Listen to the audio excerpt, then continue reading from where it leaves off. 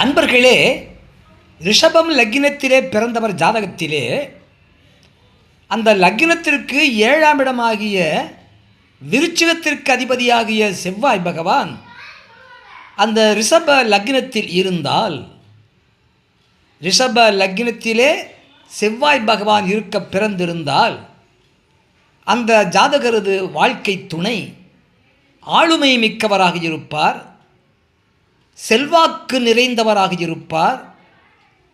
அந்த ஜாதகர் பிறரை கவர்ந்து இழுக்கக்கூடிய காந்த ஈர்ப்பு கொண்டவராக இருப்பார்.